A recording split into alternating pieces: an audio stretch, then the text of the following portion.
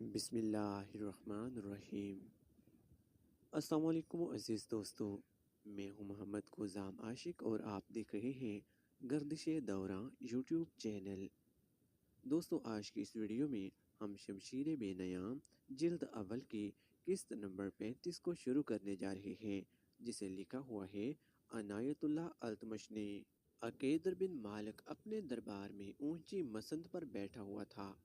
اس کے پیچھے دو نیم برہنہ لڑکیاں کھڑی مورشل ہلا رہی تھیں۔ عقیدر بن مالک کے چہرے پر وہی رعونت تھی جو روایتی بادشاہوں کے چہروں پر ہوا کرتی تھی۔ اے ابن مالک، اس کے بوڑھے وزیر نے، جو اس کی فوج کا سالار بھی تھا، اٹھ کر کہا، تیری بادشاہی کو کبھی زوال نہ آئے۔ کیا تجھے پتہ نہیں چلا کہ ایلا، جربا، ازرخ اور مکنہ کے قبیلوں نے مسلمانوں کی دوستی قبول کر لی ہے؟ آج دوستی قبول کی ہے تو کل قبیلہ قریش کے محمد کے مذہب کو بھی تسلیم کر لیں گے۔ کیا ہمارا بزرگ وزیر ہمیں یہ مشورہ دینا چاہتا ہے کہ ہم بھی مسلمانوں کے آگے گھٹنے ٹیک دیں؟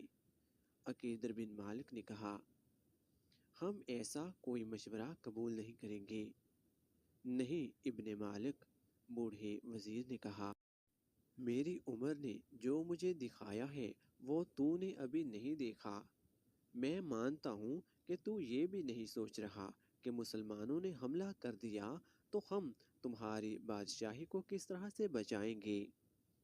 صلیب مقدس کی قسم، عقیدر بن مالک نے کہا، ہمارے ارد گرد جو علاقہ ہے وہ ہماری بادشاہی کو بچائے گا۔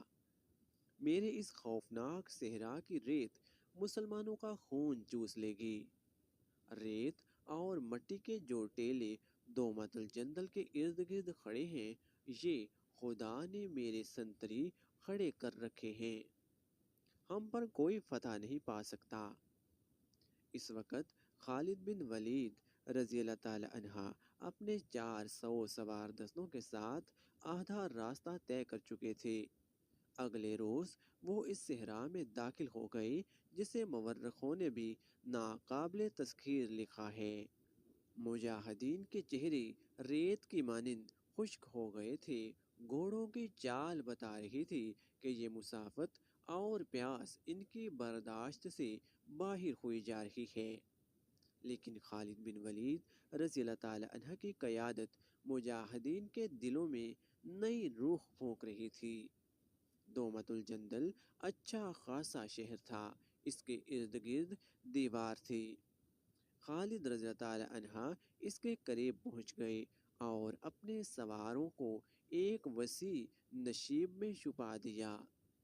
مجاہدین کی جسمانی کیفیت ایسی تھی کہ انہیں کم از کم ایک دن اور ایک رات آرام کرنے کی ضرورت تھی، لیکن خالد رضی اللہ تعالی عنہ نے اپنے سواروں کو تیاری کی حالت میں رکھا۔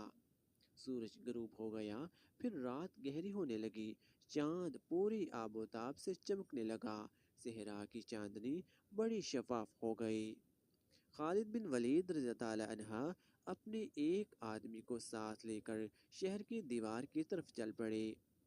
وہ جائزہ لینا چاہتے تھے کہ شہر کا محاصرہ کیا جائے، جس کے لیے 400 سوار کافی نہیں تھے۔ زیادہ سے زیادہ یہ کہا جا سکتا تھا کہ شہر کی ناکہ بندی کر دی جائے۔ دوسری صورت یلغار تھی۔ خالد بن ولید رضی اللہ عنہ دیوار کے دروازے سے خاصا پیچھے ایک آؤٹ میں بیٹھ گئے۔ چاندنی اتنی صاف تھی کہ دیوار کے اوپر سے خالد رضی اللہ عنہ نظر آ سکتے تھے۔ شہر کا بڑا دروازہ کھلا۔ خالد سمجھے کہ عقیدر فوج لے کر باہر آ رہا ہے اور وہ ان پر حملہ کرے گا، لیکن عقیدر کے پیچھے پیچھے چند سوار باہر نکلے اور دروازہ بند ہو گیا۔ خالد کو یاد آیا کہ تبوک سے روانگی کے وقت رسول کریم صلی اللہ علیہ وسلم نے انہیں کہا تھا کہ عقیدر تمہیں شاید شکار کھیلتا ہوا ملے گا۔ عقیدر بن مالک کے متعلق مشہور تھا کہ وہ جیسے شکار کھیلنے کے لیے ہی پیدا ہوا تھا۔ صحرا میں شکار رات کو ہی ملتا تھا، کیونکہ دن کے وقت جانور دب کے چھپے رہتے تھے۔ پورے چاند کی رات بڑے شکار کے لیے موزوں سمجھی جاتی تھی۔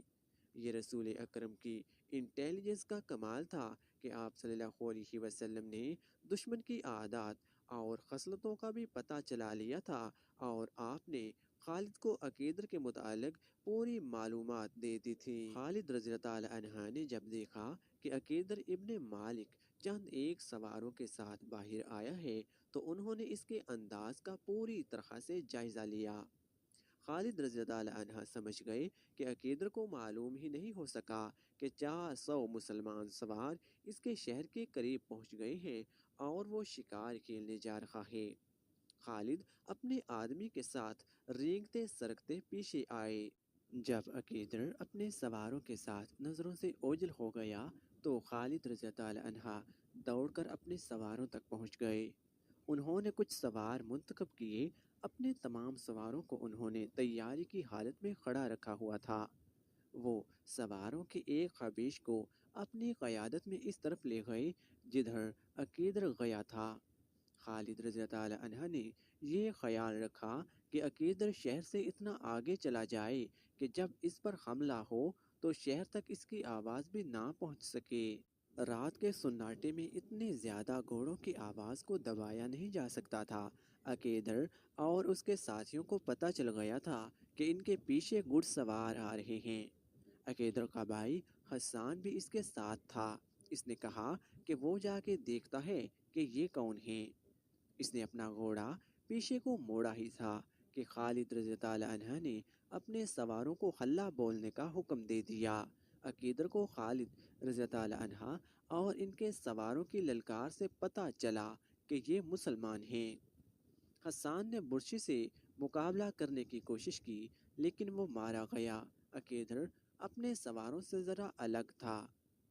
خالد رضی اللہ عنہ نے اپنے گھوڑے کو ایڑ لگائی اور رخ عقیدر کی طرف کر لیا۔ عقیدر ایسا بوکھلایا کہ خالد رضی اللہ عنہ پر وار کرنے کی بجائے اس نے راستے سے ہٹنے کی کوشش کی۔ خالد رضی اللہ عنہ نے اس پر کسی ہتھیار سے وار نہ کیا، نہ گھوڑے کی رفتار کم کی۔ انہوں نے گھوڑا عقیدر کے گھوڑے کے قریب سے گزارا اور بازو عقیدر کی کمر میں ڈال کر اسے اس کے گھوڑے سے اٹھا کر اپنے ساتھ ہی لے گئے۔ عقیدر بن مالک کے شکاری ساتھیوں اور محافظوں نے دیکھا کہ ان کا فرمان روا پکڑا گیا ہے اور اس کا بھائی مارا گیا ہے تو انہوں نے خالد کے سواروں کا مقابلہ کرنے کی بجائے نکلنے کا راستہ دیکھا۔ وہ زمین ایسی تھی کہ چھپ کر نکل جانے کے لیے نشیب، خڈ اور ٹیلے بہت تھے۔ ان میں کچھ زخمی ہوئے لیکن نکل گئے۔ شہر میں داخل ہو کر انہوں نے دروازہ بند کر دیا۔ خالد بن ولید رضی اللہ عنہ نے عقیدر کو پکڑے رکھا اور کچھ دور جا کر گھوڑا روکا۔ عقیدر سے کہا کہ اس کے بھاگ نکلنے کی کوئی صورت نہیں۔ انہوں نے اسے گھوڑے سے اتارا، خود بھی اترے۔ کیا تم اپنے آپ کو ناقابل تسخیر سمجھتے تھے؟ خالد نے پوچھا۔ ہاں، میں اپنے آپ کو ناقابل تسخیر سمجھتا تھا، عقیدر بن مالک نے کہا، لیکن تو نے مجھے اپنا نام نہیں بتایا۔ خالد نے جواب دیا۔ خالد بن ولید؟ ہاں، عقیدر نے کہا، میں نے یہ نام سنا ہے۔ یہاں تک خالد ہی پہنچ سکتا تھا۔ نہیں عقیدر، خالد نے کہا، یہاں تک ہر وہ انسان پہنچ سکتا ہے جس کے دل میں اللہ کا نام ہے اور وہ محمد صلی اللہ علیہ وآلہ وسلم کو اللہ کا رسول مانتا ہے۔ میرے ساتھ کیا سلوک ہوگا؟ عقیدر نے پوچھا۔ تیرے ساتھ وہ سلوک نہیں ہوگا جو تو نے ہمارے رسول کے ایلچی کے ساتھ کیا تھا، خالد رضی اللہ عنہ نے کہا۔ ہم سے اچھے سلوک کی توقع رکھ ابن مالک۔ اگر ہم رومی ہوتے اور ہرقل کے بھیجے ہوئے ہوتے تو ہم کہتے کہ اپنا خزانہ اور اپنے شہر کی بہت ہی خوبصورت لڑکیاں اور شراب کے مٹکے ہمارے حوالے کر دے۔ پہلے ہم عیش و عشرت کرتے، پھر ہرقل کے حکم کی تعمیل کرتے۔ ہاں، عقیدر نے کہا، رومی ہوتے تو ایسے ہی کرتے اور وہ ایسا کر رہے ہیں۔ وہ کون سا تحفہ ہے جو میں ہرقل کو نہیں بیچتا؟ ولید کے بیٹے، مجھ پر لازم ہے کہ میں رومیوں کو خوش رکھوں۔ کہاں ہے رومی؟ خالد رضی اللہ عنہ نے کہا، کیا تو انہیں مدد کے لیے بلا سکتا ہے؟ ہم تیری مدد کو آئیں گے، میں تجھے قیدی بنا کر نہیں، معزز مہمان بنا کر اللہ کے رسول کے پاس لے جا رہا ہوں۔ تجھ پر کوئی ظلم نہیں ہوگا، جبر نہیں ہوگا، ہم دشمنی کا نہیں، دوستی کا پیغام لے کر آئے ہیں۔ ہمارے رسول کے سامنے جا کر تجھے تعصب ہوگا کہ جس کو تو دشمن سمجھ رہا ہے وہ تو دوستی کے قابل ہے۔ عقیدر بن مالک کی جیسے زبان گنگ ہو گئی، اس نے کچھ بھی نہ کہا، اس کا گھوڑا وہیں کہیں آوارہ پھر رہا تھا۔ خالد رضی اللہ تعالیٰ عنہ نے اپنے سواروں سے کہا کہ عقیدر کے گھوڑے کو پکڑ لائیں۔ سوار گھوڑے کو پکڑ لائے۔ خالد رضی اللہ تعالیٰ عنہ نے عقیدر کو گھوڑے پر سوار کیا اور تبوک کو واپسی کا حکم دے دیا۔ تبوک پہنچ کر خالد رضی اللہ تعالیٰ عنہ نے عقیدر بن مالک کو رسول خدا صلی اللہ علیہ وسلم کے حضور پیش کیا۔ آپ صلی اللہ علیہ وسلم نے اس کے آگے اپنی شرطیں رکھیں، لیکن ایسی شرط کا اشارہ تک نہ کیا کہ وہ اسلام قبول کر لے۔ اس کے ساتھ مہمانوں جیسا سلوک کیا گیا، اس پر کوئی خوف طاری نہ کیا گیا۔ اسے یہی ایک شرط بہت اچھی لگی کہ مسلمان اس کی حفاظت کریں گے۔ اس نے جزیہ دینے کی شرط مان لی اور دوستی کا معاہدہ بھی کر لیا۔ بے شک صرف مسلمان ہیں جو میری مدد کو پہنچ سکتے ہیں، معاہدہ کر کے اس نے کہا تھا۔ جب عقیدر بن مالک نے بھی دوستی کا معاہدہ کر کے مسلمانوں کا جزیہ دینا قبول کر لیا تو کئی اور چھوٹے چھوٹے قبیلوں کے سردار تبوک میں رسول کریم صلی اللہ علیہ وسلم کے پاس آ گئے اور اطاعت قبول کر لی۔ اس طرح دور دور تک کے علاقے مسلمانوں کے زیر اثر آ گئے اور تمام قبائلی مسلمانوں کے اتحادی بن گئے۔ ان میں متعدد قبائل نے اسلام قبول کر لیا۔ اب رومیوں سے جنگ کی ضرورت نہیں رہی تھی، ان کی پیش قدمی کا راستہ رک گیا تھا، بلکہ ہر کل کے لیے خطرہ پیدا ہو گیا تھا کہ وہ مسلمانوں سے ٹکر لینے کو آگے بڑھا تو راستے کے تمام قبائل اسے اپنے علاقے میں ہی ختم کر دیں گے۔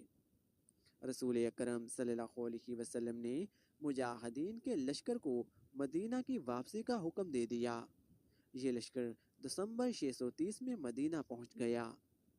اسلام عقیدے کے لحاظ سے اور عسکری لحاظ سے بھی ایک ایسی طاقت بن چکا تھا کہ رسول کریم صلی اللہ علیہ وسلم کے بھیجے ہوئے ایلچی کہیں بھی جاتے انہیں شاہی مہمان سمجھا جاتا اور ان کا پیغام احترام سے سنا جاتا تھا۔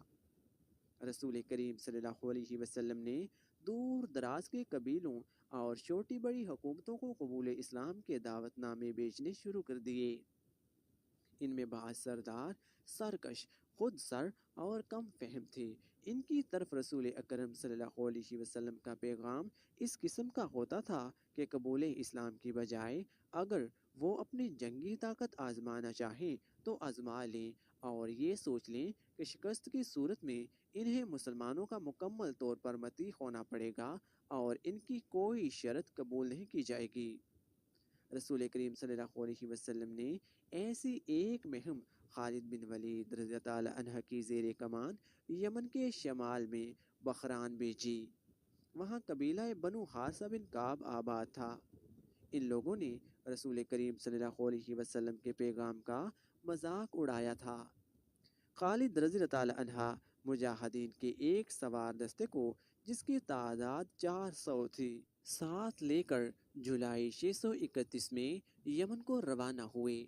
مشہور مورخ ابن حشام نے لکھا ہے کہ رسول اللہ نے خالد بن ولید رضی اللہ عنہ سے کہا کہ انہیں حملے کے لیے نہیں بھیجا جا رہا بلکہ وہ پیغام لے کر جا رہے ہیں، کیونکہ بنو حارثہ سرکش ذہنیت کی وجہ سے کسی خوش فہمی میں مبتلا ہیں، اس لیے خالد رضی اللہ عنہ انہیں 3 بار کہیں کہ وہ اسلام قبول کر لیں۔ اگر وہ سرکشی سے باز نہ آئیں اور خون ریزی کو پسند کریں تو انہیں خون ریزی کے لیے للکارا جائے۔ خالد جس جارحانہ انداز سے وہاں پہنچے اور جس انداز سے انہوں نے بنو حارثہ بن کعب کو قبول اسلام کی دعوت دی، اس نے مطلوبہ اثر دکھایا۔ اس قبیلے نے بلا حیل و حجت اسلام قبول کر لیا۔ خالد رضی تعالی عنہا واپس آنے کی بجائے وہیں رکے رہے اور انہیں اسلام کے اصول اور ارکان سمجھاتے رہے۔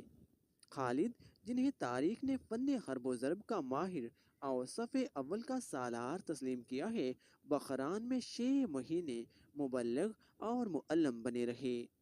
انہوں نے جب دیکھا کہ اسلام ان لوگوں کے دلوں میں اتر گیا ہے تو خالد رضی تعالی عنہ جنوری 632 میں واپس آ گئے۔ ان کے ساتھ بنو حارثہ کے چند ایک سرکردہ افراد تھے جنہوں نے رسول کریم صلی اللہ علیہ وسلم کے دستے مبارک پر بیعت کی۔